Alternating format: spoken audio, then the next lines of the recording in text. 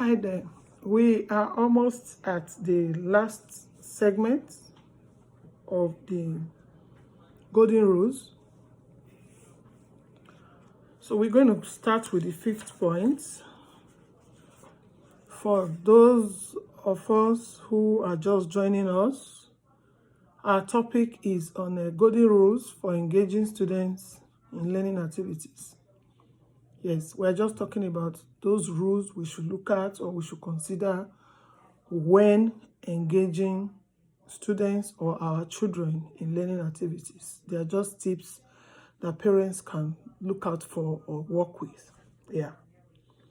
So we're on the 5th point.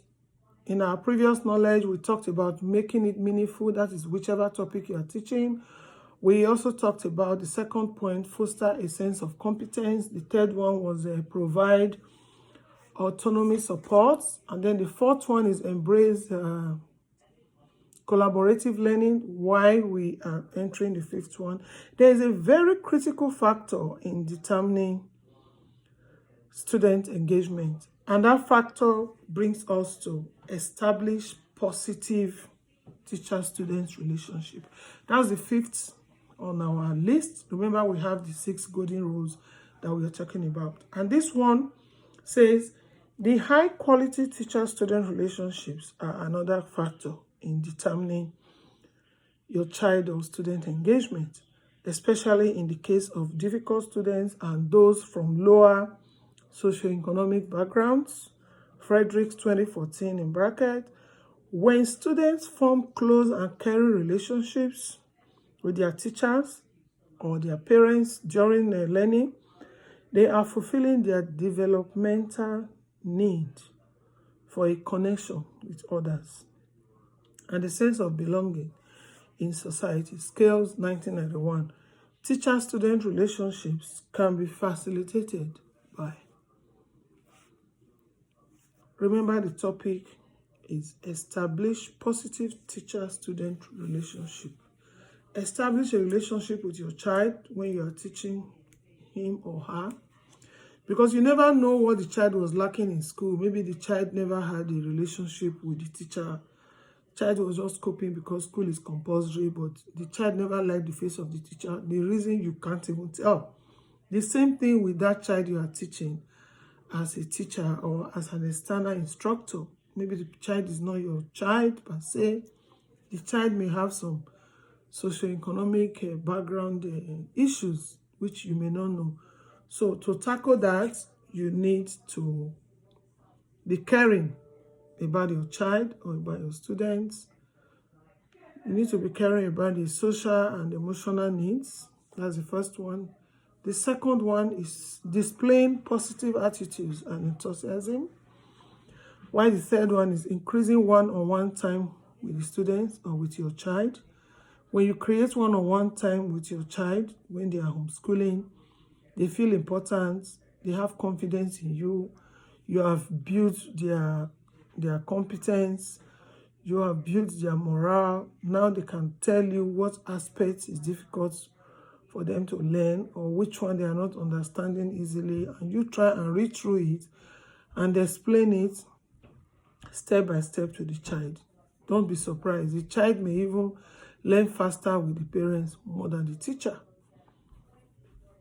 So increasing one-on-one time with the students, treating students fairly, never show to them that you prefer this to the other, or because this person is intelligent, the other one is a slow learner. No. Try to encourage the slow learners so you can build up their confidence. Treat students fairly, avoiding deception or promise breaking. When you promise to give children something as a reward for doing well, never you break the promise. If you promise to give candy, make sure you give the candy. If you promise to give them a star, thumbs up, whatever it is, avoid just using affirmative words when you say anything in the classroom, or even when you are teaching your children at home. When you make promise, oh, if you can finish your assignment, I'm going to allow you to play with your video games for the next 2 hours. Please keep your promise. If you don't keep your promise, next time you are using it as a reward factor so they can be serious with their studies. They're not going to listen to you because they say, mommy is promise and fail, okay? And then the sixth one is, when we said try to promote mastery orientations. Promoting mastery orientations has to do with, the first one is mastery orientation, while the second one is performance orientations. What we mean by that is, when a student or your children at home, we're always making sure that we make reference to students or your children at home, because the essence of this lecture series is actually giving parents tips on homeschooling, right? So now, when students' perspective of learning activities also determines their level of engagement. When students pursue an activity because they want to learn and understand, if a student is showing so much interest and the level of assimilation and learning is, everything is positive, and then you see that they want to learn and understand, that you can refer to mastery orientations. Mastery orientations, when the child is willing to learn and understand, it can be referred to mastery orientations. Rather than merely obtain a good grade, look smart, please their parents, or outperform their peers, this is called performance orientations. When they just want to please their parents to get the scores, or they are trying to outshine their classmates, or they are trying to just make sure that they are the best in the class. They want to outperform their peers, and then they also want to look smart. They just want to obtain the grades. Those ones we refer to it as performance orientations. So, but be it as it may, their engagement is more likely to be full and thorough. To encourage this mastery orientation mindset, consider various approaches, such as framing success in terms of learning, e.g. criterion referenced, compound word, rather than performing, e.g. obtaining a good grade.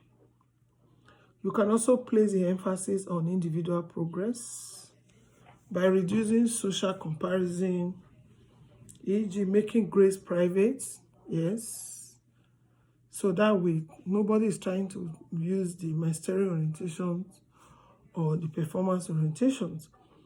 So when you make the grades private, so no student feels better than the other, so that way everybody just keeps struggling at their own pace and recognizing students' improvement and effort.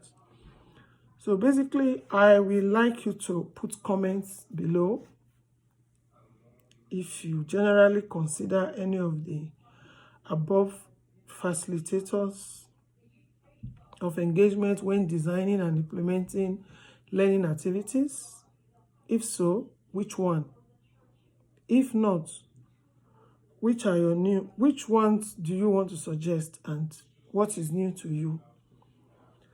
Again, another point that could help in as part of the golden rules for engaging students in learning activities. If you also want to check their level of assimilation, you can use either the summative evaluation, or you use the summative